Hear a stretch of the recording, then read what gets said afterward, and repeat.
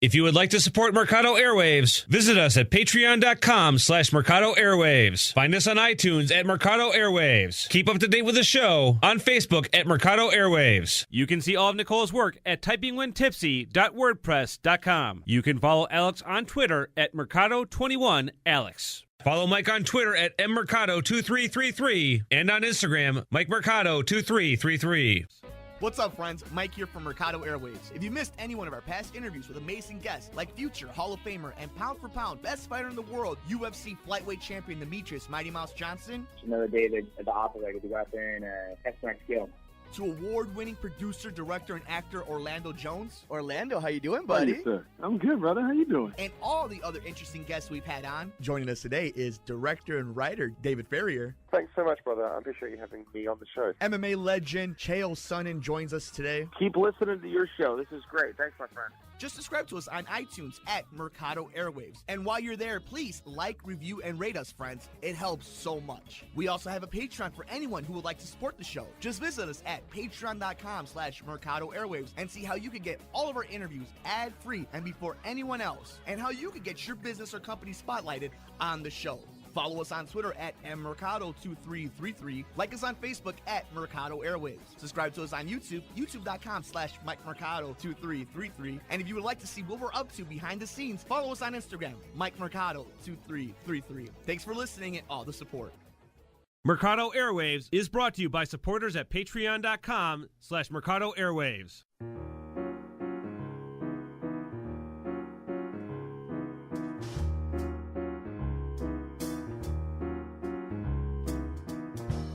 Thank you, everyone, for tuning into Typing When Tipsy. My name is Nicole Mancha, and I am your host, and I am so excited for our guest today. It is my amazing and wonderful mother, Fran Mancha. Say hi. Hi. So I wanted to have you on for a multitude of different reasons, but I kind of wanted to talk about just, what it was like moving to the U.S. and kind of how it was to...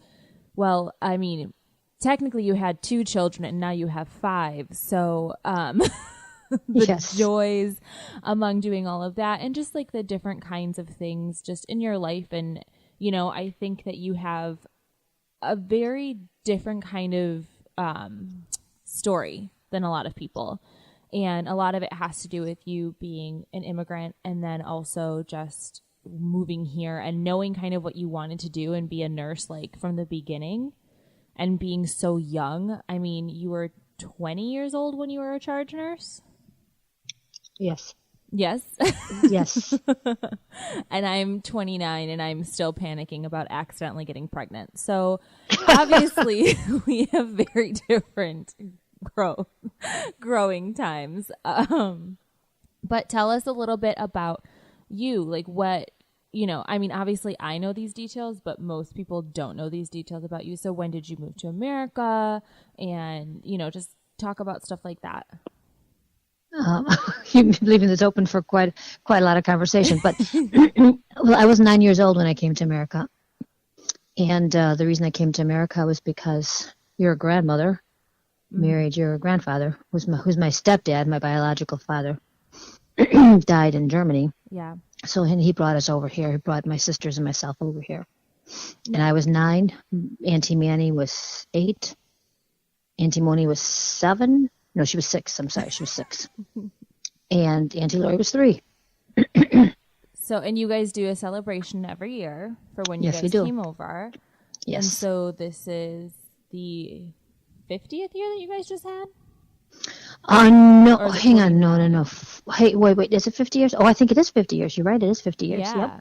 So, 50 years since we've been here. Obviously your life would have been very different if you guys would have stayed in Germany. Do you realize, now when you look back, do you kind of realize, though, just in general, how different your upbringing was than most people? Like, I remember we used to talk about when you guys were really little and you were still in Germany, and the presents that you guys got for Christmas were, something that your mom kind of sewed, like Oma had sewed up, for the dolls, or, getting... No, I made my own doll clothes. Oh, your grandmother did not make my doll clothes. I made them myself. I actually crocheted them. Did you? Yes. I can still only crochet a rope, so... the things that we. I mean, but there was no Christmas, and Christmas. We it was more like our celebration was not really Christmas per se. It was more Santa Claus. It's Saint Nicholas. It's called Saint Nicholas. It's called over there. Mm-hmm. And you just get. We got little things from like at school. They give you like these little presents. There wasn't really much. We didn't really get much. The present thing is more an American thing. Okay. I think now I shouldn't say that. I should say the present, like giving, even for birthdays, that's more, back then it was more of an American thing. We really didn't know what to do. I mean, my first present when we went to a birthday party was a Hershey's chocolate, big Hershey's chocolate bar, because we didn't know what to give, because we really didn't. I mean, it's not that we didn't celebrate birthdays, but we weren't really giving presents. Well, yeah. I mean, you guys, it was basically Oma just raising the four of you by herself there. So it's not like there was a bunch of excess money to go around to. Right, exactly. Well, yeah. And it wasn't such a big thing over there either. It wasn't, we didn't have a lot of money. And honestly, I can't speak for other people because, I mean, I just knew where we grew up and where we were. And where we were, there people did not have a lot of money. Now, I'm sure the people that had more money probably had more celebrations, but right. We did not. So did you guys grow up in a big city there, or was it a smaller town? Like when we were little, we grew up in like a farm town, but then as we got older, we moved to a big city. And do we you lived remember in those... any of it? Like I do. If you're familiar with, if anybody's familiar with Doctor Who, the housing project, a lot of those people live in, that's pretty much what we lived in. Okay. So then when you guys moved here and you guys had a house, which we did pass by, and if I can figure out how to upload it, I will definitely upload it to my Instagram so everyone can take a look at the house you guys used to live in. But there were 7 of you guys living in that house, because when Grandma married Grandpa, they ended up having Uncle Roy. And so there's 7 of you guys in this little house, and it had an in-ground pool, right? Well, the in-ground pool needed a lot of patching. Yeah. The person that originally owned the house was, from what we had heard, because the house was owned by the bank. Okay. So the person that originally owned the house put in the in-ground pool, did all this stuff, lost the house because he liked to gamble and do whatever, and he lost the house. So by the time Grandpa bought it, it was overgrown with weeds, which he had to get rid of. I mean, the whole backyard was full of weeds. There were kids were partying in the house because nobody was there. Yeah. So there were rug burns. Everything was overgrown. So Grandpa had to sort of make it work. Livable. Yeah. Yes. Make it livable before we moved in. But you guys thought you had like money when you moved here, right? Because we did. Well, actually, we did. We actually did have money. I mean, compared to over there, we had, right. We had money because, over there we had a small apartment, and here we have this, what we thought was a big house. Right. With a backyard that you can run around in. And the pool was totally cool. I mean, Grandpa didn't like it because it was a lot of work, but well, we thought it was pretty cool. And that's what we talk about now. It's like all about perspective, because, Mike grew up in an apartment for a large part of his, developmental years, like teenage years. And so there's a lot of people in an apartment. And then for you guys, there's a lot of people in this itty bitty house. And then our house is like gargantuan compared to it. And there was only 6 of us starting out. Right. So, that kind of shift must have felt like, did you know for sure, I want to own a house, I want to have my own yard and all of that stuff when you were getting older? Like, what were your goals? Because you came from such a, I don't want to say like poor background, but a not as wealthy background. No, I mean, we weren't wealthy, but we thought we were, well, like I said, we thought we were doing pretty good because, like I said, coming from a very small apartment to we thought was a big house in a big backyard. So what made you decide that you wanted to grow up and be a nurse then? Like, because coming from there, and like Oma, what did Oma do when you guys were living in Germany? Like, what was her job? Because I know she worked nights, you said. I honestly don't even quite remember. I know she was trained. She went to some trade school where they taught her how to work like in a butcher's shop, to cut up meat and that kind of thing. Terrifying. So she did that. Yeah, she did that. I know she worked during the day, because the one thing they had in Europe when we were over there, they did have daycare, which was Okay. subsidized by the government, and they did have subsidized socialized medicine, which helped. So they did have those two So things. still better than what we have here. Great. And this was in the 60s Yes, this was in the 60s. in Germany. So she worked during the day when we were in daycare, and then at night, and she also had to work at nighttime, obviously, because it's just, still, you've got 4 kids. That's a lot of mouths to feed. Yeah. And your biological grandfather was a drunk, so he didn't really help He much. was a piece of shit. Yeah, he was not really around much. He didn't do much. So she had, had to work at night. So for us, this was a total, it was a step up, definitely. So did Oma work when you guys came to the U.S. or did she No. she just stayed at home? No, with you guys? she was able to stay home with us, yes. Well, that's good at least that she was able to be a part. Yes. More so.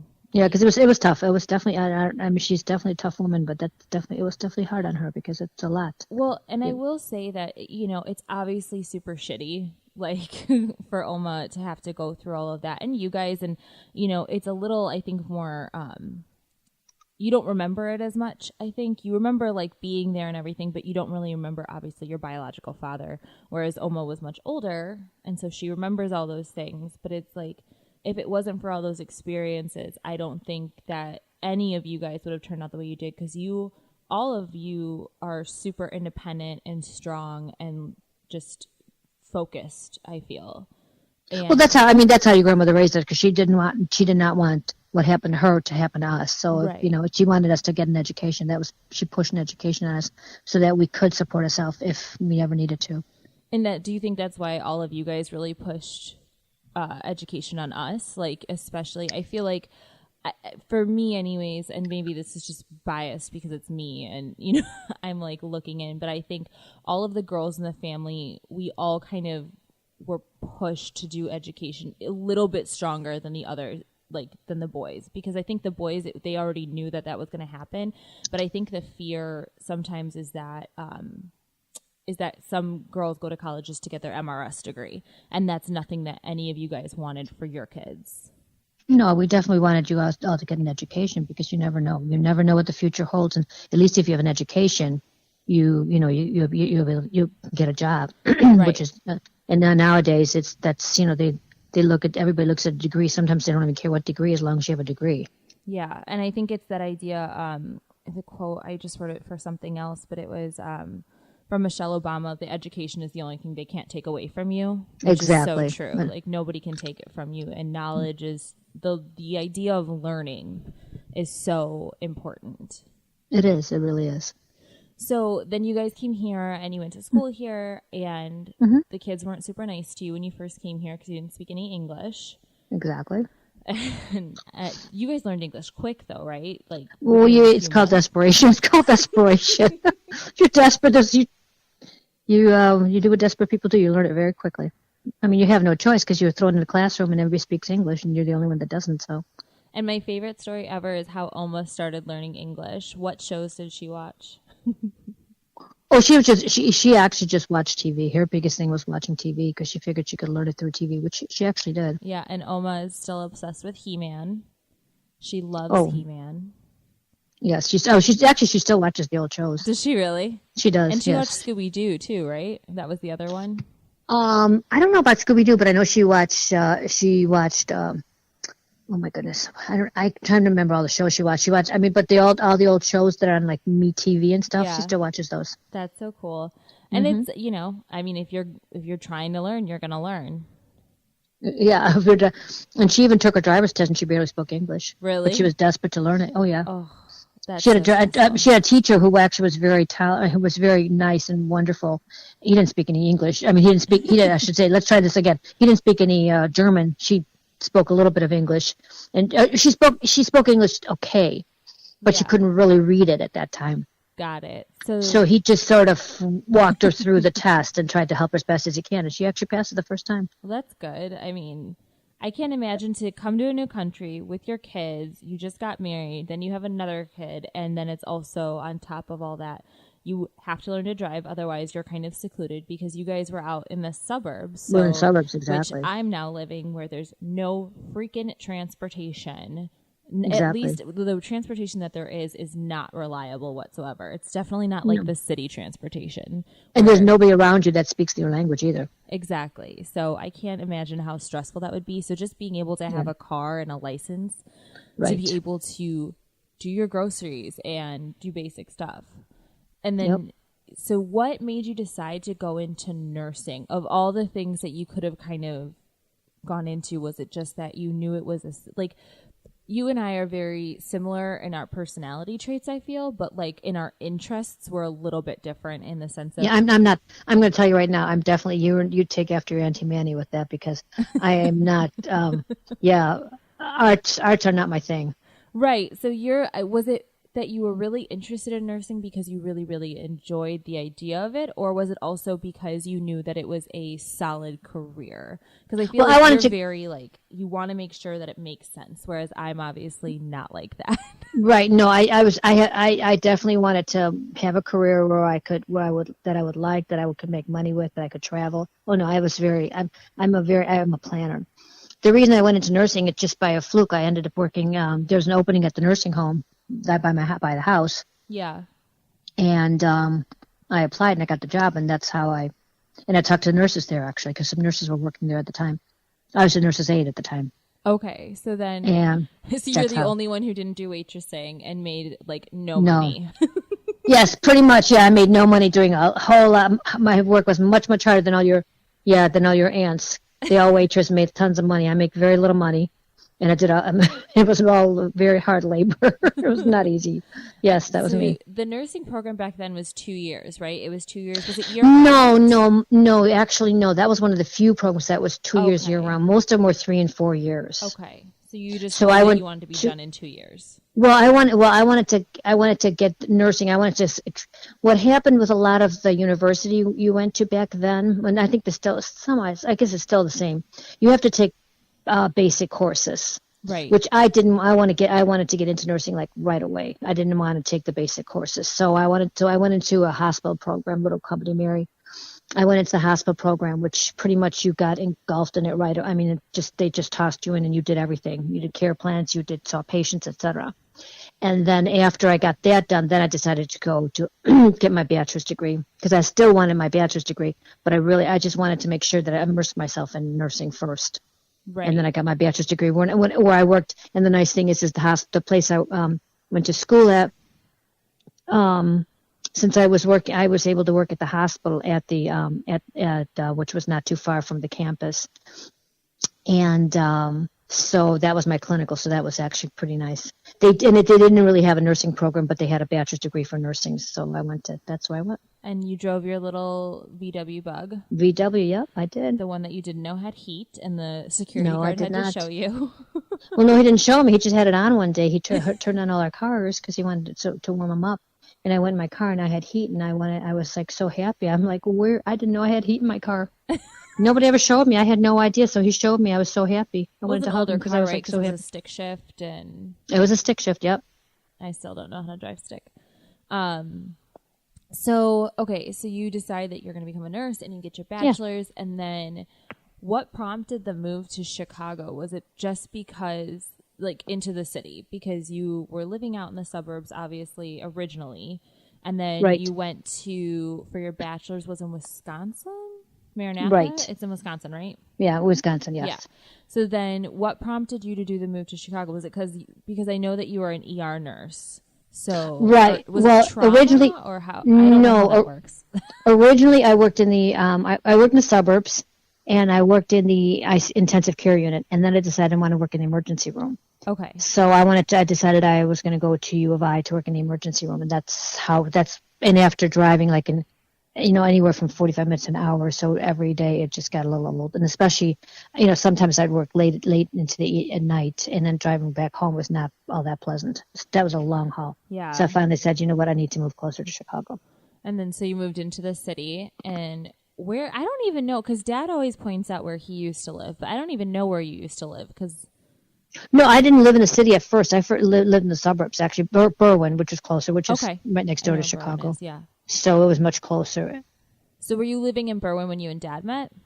Yes. Well, we met at U of I, yeah. Yeah, I know you guys met at U of I, but you were still living in Berwyn at the time, and he was living in the city. I think he was in that apartment that was actually by Mike's in my first apartment over on Montrose. He lived closer to Chinatown at first, actually. Oh, did he? So that other one was the second place then. Right. Okay. And is that the one where the snake got out? No, that was our house. That's when after we got married, and it was our house, our first house. Oh God, that sounds horrifying. Yeah. So you and Dad met, and you tried to break up with him how many times? A few times. It obviously didn't stick, folks, because I'm here. Yes. And 30 years later, we're still together. So obviously, yes. And you guys have been together for what, 33 years? Probably about 33 years. Yeah, because you were 25 when you met him, 28 when you got married. Mm-hmm. Right. So Correct. That's crazy. I mean, it obviously works. I also think working different shifts helps. So That definitely does. That definitely does. And so you were an ER nurse when you were pregnant with me, right? Yes. So how was that working and being pregnant? And you gained a lot of weight with me and Marty. So no, actually, I gained less. How tiny you were. I gained 35 with you and 30 with Marty. That just feels like a lot, though. Well, I guess it was, but you know what? You don't think about it. You just do your job. I don't think I didn't think about it.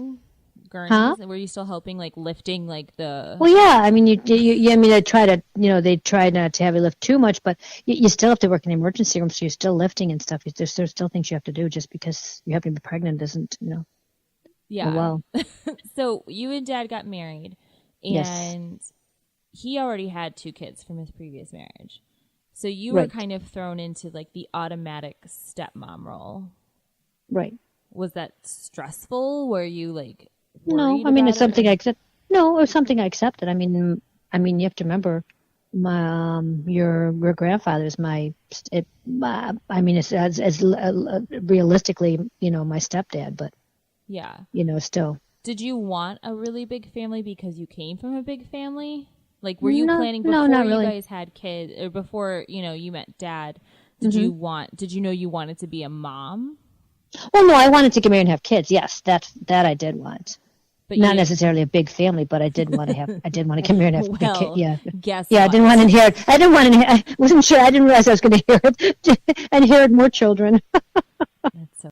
What's up, friends? Mike here from Mercado Airwaves. If you missed any one of our past interviews with amazing guests like future Hall of Famer and pound for pound best fighter in the world, UFC flyweight champion Demetrius Mighty Mouse Johnson, Another day at the operator to go out there and test my skill. to award-winning producer, director, and actor Orlando Jones, Orlando, how you doing, buddy? Hey, sir. I'm good, brother. How you doing? and all the other interesting guests we've had on. Joining us today is director and writer David Ferrier. Thanks so much, brother. I appreciate you having me on the show. MMA legend Chael Sonnen joins us today. Keep listening to your show. This is great. Thanks, my friend. Just subscribe to us on iTunes at Mercado Airwaves. And while you're there, please like, review, and rate us, friends. It helps so much. We also have a Patreon for anyone who would like to support the show. Just visit us at patreon.com/Mercado Airwaves and see how you can get all of our interviews ad-free and before anyone else, and how you can get your business or company spotlighted on the show. Follow us on Twitter at mmercado2333. Like us on Facebook at Mercado Airwaves. Subscribe to us on YouTube, youtube.com/MikeMercado2333. And if you would like to see what we're up to behind the scenes, follow us on Instagram, MikeMercado2333. Thanks for listening and all the support. Mercado Airwaves is brought to you by supporters at patreon.com/Mercado Airwaves. If you would like to support Mercado Airwaves, visit us at patreon.com/Mercado Airwaves. Find us on iTunes at Mercado Airwaves. Keep up to date with the show on Facebook at Mercado Airwaves. You can see all of Nicole's work at typingwhentipsy.wordpress.com. You can follow Alex on Twitter at Mercado21Alex. Follow Mike on Twitter at mmercado2333 and on Instagram, MikeMercado2333. So funny. So you had those 2, and then it was me, and then Marty, and then Chris kind of jumped into the mix later on, my stepsister. Right. And so how was that experience of, because I guess I always have this conversation with people and we kind of argue about it. It's a weird conversation to have because I get really frustrated, and it's all from that memory I have when you and I were at the store, and I must have been like 5 or 6. and someone was asking about my brothers and sisters, which, by the way, strangers don't randomly ask children about their brothers and sisters. It's really weird. But people feel very comfortable talking to children for whatever reason about their personal lives. But she asked about, like, my brothers. I think we were buying something for Tony. Maybe it was a cake or something. And I said, well, I have my real brother, and then I have my stepbrother and my half brother. And I'll never forget, because you bent down, and I do this now, like, even when I watch the kids that I do, it's like you can punish a child or you can talk to them and, like, let them know that you're seeing them. And I remember you kneeled down and you looked me right in the eye and you said, those are your brothers. You never say that they're your half brother or your real brother. They are your brothers. And that stuck with me. So when I got older and people would be like, well, it'll be different, you know, when your mom has her own biological grandkids. I'm like, why would that even matter? And I don't know why people say that. I don't understand that. I mean, my grandchildren, my grandchildren. You obviously love the grandkids more than you love any of us. So of course.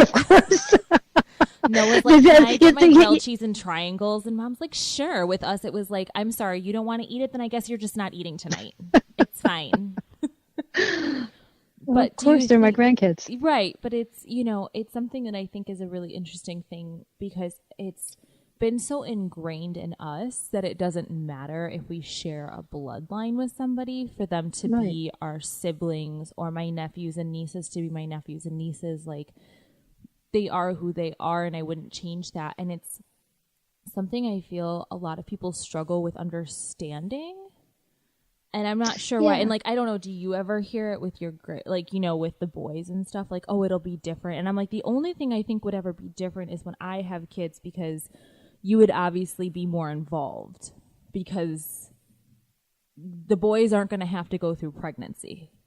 Right. So you would obviously be more involved with just those random things that, like, I would call you about, like, hey, this is weird, or is this right, or is this normal, or I'm really emotional. Like, you understand those things. So, but I never thought it made a difference. And have you ever had to deal with any of that? And you've always, for all of you guys who don't know my mom, she's always been a really big pioneer for, like, all of us little, like, brown children. Like, my very, very white mother a super pioneer for us, because it was really hard, I think, growing up. You did a really good job of trying to introduce us to our other culture, because it wasn't just you, and trying to, you know, making sure, like, we knew everything we could know of, unfortunately, except for Spanish, but that was neither here nor there. But, you know, trying to show us people who looked like us, because we didn't really see that a lot. Well, the thing is, that's why my biggest thing with you guys is that I always made sure that you guys, all of you kids, we always went to, if you've ever noticed, the schools you went to had different cultures, different ethnicities, different everything, because that to me was very important, that all of you would go to different schools with different ethnicities, with like, different cultures, with different, I think that's how, I don't know, to me that was important. Yeah, I mean, because we grew up in a predominantly white neighborhood, and that was more so because I think of because we had to live within city limits because Dad was a cop. Right. And so really it was, I think, just the safest neighborhood that we chose, and it just happened to be it was called The Price Was Right. The price was right, and the crime wasn't super high. Right, so that's what it was. And at the time, there was a lot of immigrants in that area, but a lot of them were from Europe. Right. Justina lived there. Well, I mean, it was it was a very Polish area. Yeah, it was a lot of Polish people. Yeah. Yeah. So, and it's changed more now, and it's definitely becoming more diverse. But like at the time, it just happened to be, I think, predominantly white. So you guys made sure to have us go to different things where there was a bunch of different cultures, and so we could see all of that, because that was really important to you guys. Especially, like, my older brothers are 100% Hispanic, my sister's 100% Hispanic. Me and Marty, we were different because we were mixed, and so for us, I think it's always been this weird this weird thing that happens where I'm not Hispanic enough to be Mexican, but I'm not white enough to be German. And it's like, well, can't you just be happy and proud of who you are as a combination? And I think I always have been. I've always been really proud of, you know, both of my ethnicities and both of my cultures. But I do see how, you know, it could be affected the other way. Like, I don't speak Spanish. And that was a lot of that was because, Abuelita didn't want to teach us. And that's still, it's still a problem where you see they don't want to teach you because they don't want to confuse you, or they don't want kids to make fun of you. And it's just, No, I think it was, honestly, I think with you it was more that Marty was having the speech problem. I think that's why she was more concerned, because Marty had that speech problem. And I think she was trying to be careful because she wanted to make sure that he didn't have, because he was having trouble speaking. Yeah. But she used to take you to, all her aunts and stuff, and they all spoke Spanish, but for some reason you never picked it up. And it's funny because I wonder sometimes if it was just the uncomfortableness of speaking it, like wondering if I was going to say it correctly or not, because when I'm around it a lot, I usually understand enough to know what's going on. Mm-hmm. So I know what's happening, I know what's going on, but I get very nervous when I'm put on the spot to respond. Mm-hmm. So I always wondered if that was part of it, but it's interesting. So the last thing I kind of wanted to talk about with you, because I just think it's so funny, is obviously, as we mentioned before, you and I are very different when it comes to what we enjoy. We both love to read. I still have the copy of Charlotte's Web that you gave me, and I still read it on occasion, but that's kind of what made me fall in love with reading and with books and with that idea of storytelling. And so when I told you, and I think I was in high school, when I was like, I want to be a writer, how far out of your comfort zone was that for you? Because you guys always just wanted us to be happy. You wanted us to do what we wanted to do with our lives, but there was also that, I think, that fear of financial safety, and I decided to be a starving artist. Tony did the same thing, but Tony's just naturally talented with his artwork. Right, and he did his ups and downs, and he worked through his struggles when it came to being that. But he was really good and really talented, but he also has 18 years on me. So when I'm saying this, he's already in his 30s, and, he's already established himself. So you already had the panic with him, and it's kind of dissipated a little bit because he's doing his thing. Right. But now you're like, okay, like, great, you did that. And then your teenage daughter is like, hey, I decided I want to be a writer. So how was your reaction with that? Because I know that you guys always try to be really supportive, but also, it's a hard place to be as a parent, I think. And because I'm not a parent, I don't really understand it. Right. Well, the thing is I was hoping that the school would have, like, because we talked about when you went, we were hoping that, I didn't have a problem with the creative writing, but I was hoping there would be a minor that would be like maybe English or something. Yeah. So figure if nothing else, you can fall back on that just in case. So that was just my thing. I was thinking, hopefully they'll have that as a minor, so that at least she can fall back on something in case it doesn't quite work out her way. Because there's plenty of writers out there, and some do okay, but that's, they don't necessarily make their living with writing. They do it, freelance or whatever, and they do articles here and there, which is fine, but they don't necessarily make their living writing. Right. So this way I figured, okay, then you can, there's always that. You can always do freelance on the side and maybe get some articles or stories out there, but then at least you have something to fall back on just in case it doesn't quite work out the way you want. Well, and I think it was hard because originally, for everyone listening, I originally was accepted to DePaul, and we went there, and they told us they had creative writing, so I was offered a scholarship, and I accepted the scholarship. I sent in my acceptance letters. I was really excited about everything. And then I want to say it was only a few months before school started because I did the early acceptance, so I knew in like November or something. I knew really early. And it was also the only school I applied to, so don't do what I did. That was just really irresponsible. I can't believe you let me do that. No, I think because remember you looked at the one in Ohio. Don't forget about the one in Ohio. We did, but I never applied. I didn't do the application. No, I didn't, because I said I was going to apply if I didn't get into DePaul at that point. And I just put in, because I did early acceptance, so I could do a late one just in case. Well, see, that's why I was never that worried that you didn't apply that many schools, because the thing is a lot of times people just don't know where they want to go. Not everybody does, and you do have a chance to apply at other places. And I mean, if worse came to worse, I would just go to like one of the community. Well, I mean, there's Northeastern and stuff and UIC and stuff. Yeah, so I got accepted and everything, and a few months before school, they tell us that the creative writing program is not going to go. And I'm devastated. Well, they were telling us that supposedly it was going to be the next year. Yeah, it was a very devastating kind of thing for me because for once I had kind of planned exactly what I wanted to do. I had gotten my parents on board because I already kind of felt like that was going to be a problem because I'm like, I am not doing anything that could be like looked at as lucrative. So I'm like, I've convinced them to let me go here. I've convinced them to let me do this program. And now they're telling me it's not going to happen. So we looked at a bunch of other stuff and I took an anthropology class because I had to, and that's the one I went into.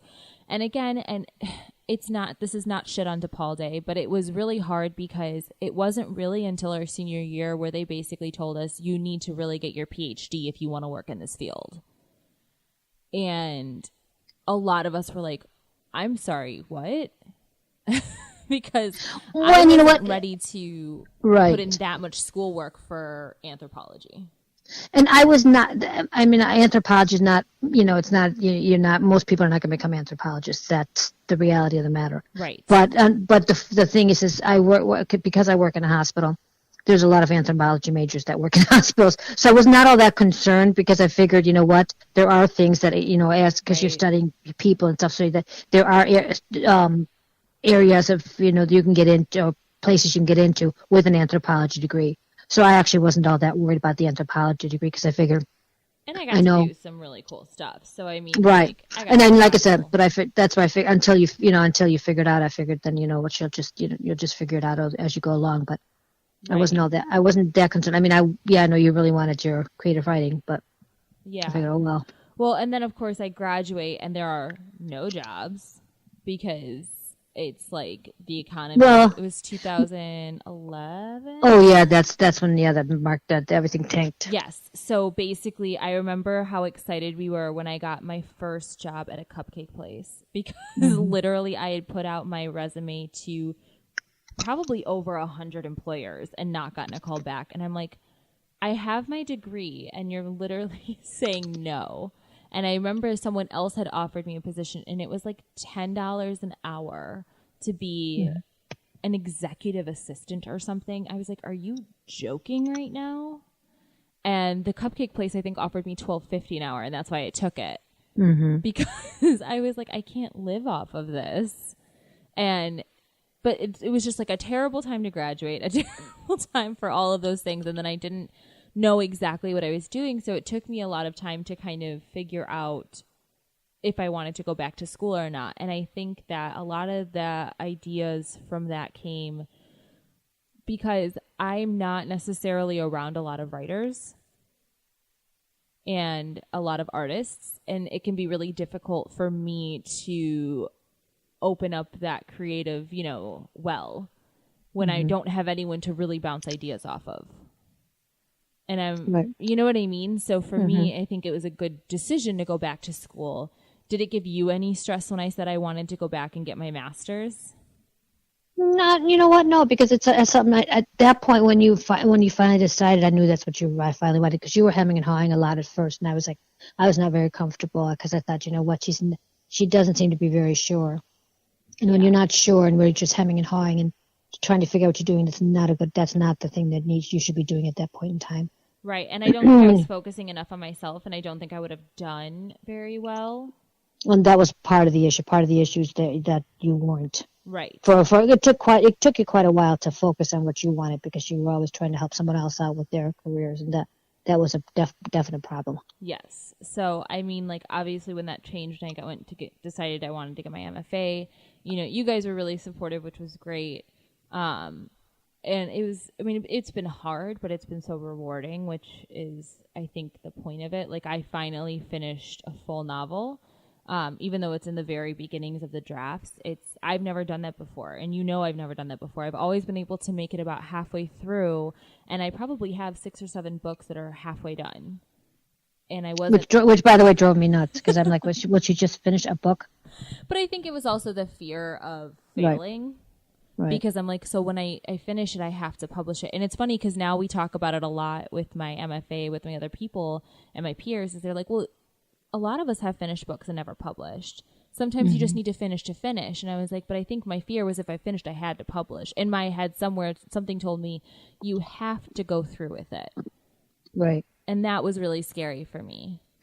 So, and then you have your other kids, and like Marty is so factual, and Miguel figured out what he wanted to do, and Chris is kind of doing her own thing in her own path. But for me, it was always wanting to do something that was so far off the mark of what I think that everyone expected me to do. So, you know, you guys were very supportive, and I very much appreciate that, even though I don't tell you guys enough. Like, there was a lot of times when I just thought, I'm just not going to do it anymore. I'm just going to be at a job that I freaking hate for the rest of my life just so I can pay the bills. And you and Dad were kind of the ones who were like, listen, obviously we want you to have a lucrative career, but if you really want to do this, then you need to do it, because we don't want you to be in a miserable job for the rest of your life. You shouldn't hate your job every day. No, you definitely don't want to be in that.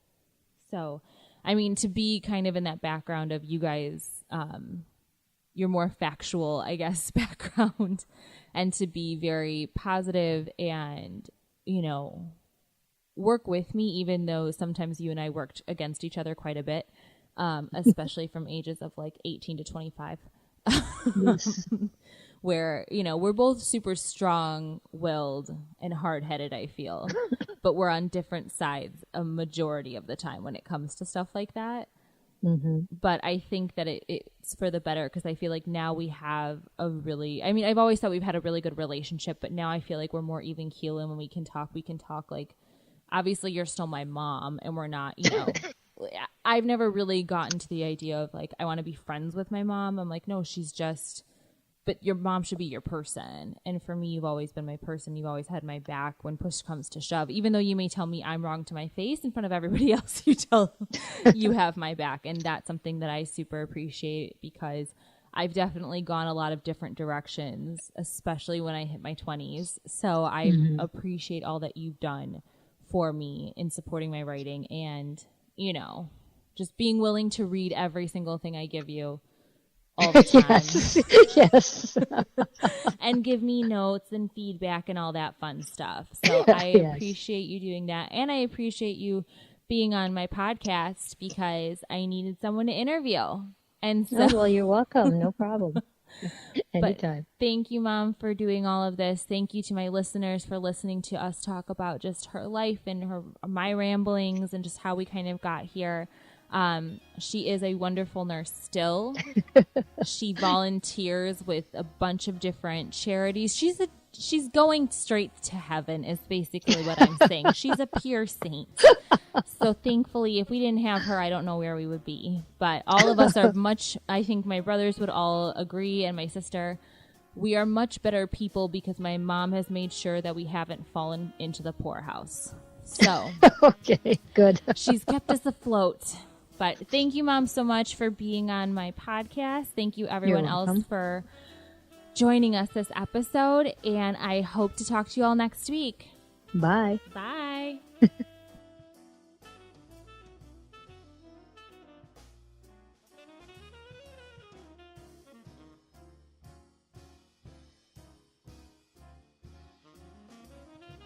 Mercado Airwaves is brought to you by supporters at patreon.com/Mercado Airwaves. If you would like to support Mercado Airwaves, visit us at patreon.com/Mercado Airwaves. Find us on iTunes at Mercado Airwaves. Keep up to date with the show on Facebook at Mercado Airwaves. You can see all of Nicole's work at typingwhentipsy.wordpress.com. You can follow Alex on Twitter at Mercado21Alex. Follow Mike on Twitter at mmercado2333 and on Instagram, MikeMercado2333.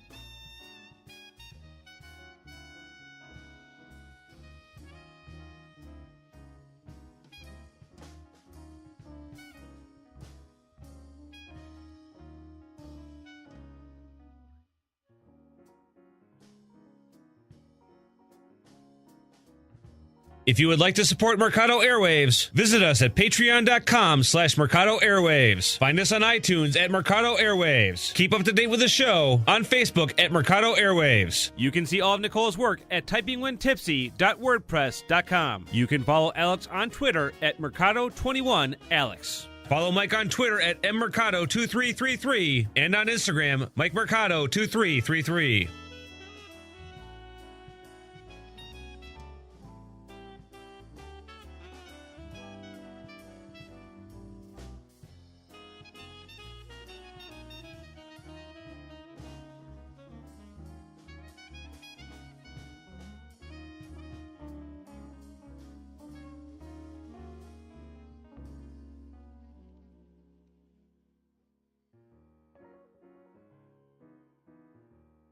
If you would like to support Mercado Airwaves, visit us at patreon.com/Mercado Airwaves. Find us on iTunes at Mercado Airwaves. Keep up to date with the show on Facebook at Mercado Airwaves. You can see all of Nicole's work at typingwhentipsy.wordpress.com. You can follow Alex on Twitter at Mercado21Alex. Follow Mike on Twitter at mmercado2333 and on Instagram, MikeMercado2333.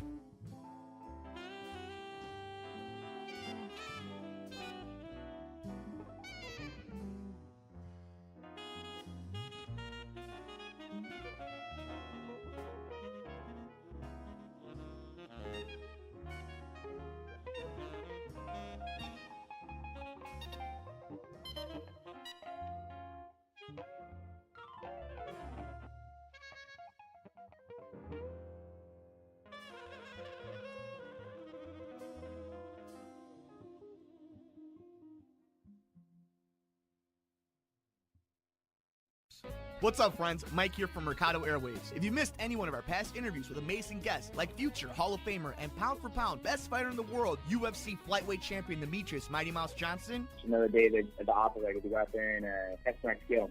to award-winning producer, director, and actor Orlando Jones, Orlando, how you doing, How buddy? you, Sir? I'm good, brother. How you doing? and all the other interesting guests we've had on. Joining us today is director and writer David Ferrier. Thanks so much, brother. I appreciate you having me on the show. MMA legend Chael Sonnen joins us today. Keep listening to your show. This is great. Thanks, my friend. Just subscribe to us on iTunes at Mercado Airwaves. And while you're there, please like, review, and rate us, friends. It helps so much. We also have a Patreon for anyone who would like to support the show. Just visit us at patreon.com/Mercado Airwaves and see how you can get all of our interviews ad-free and before anyone else, and how you can get your business or company spotlighted on the show. Follow us on Twitter at mmercado2333. Like us on Facebook at Mercado Airwaves. Subscribe to us on YouTube, youtube.com/MikeMercado2333. And if you would like to see what we're up to behind the scenes, follow us on Instagram, MikeMercado2333. Thanks for listening and all the support.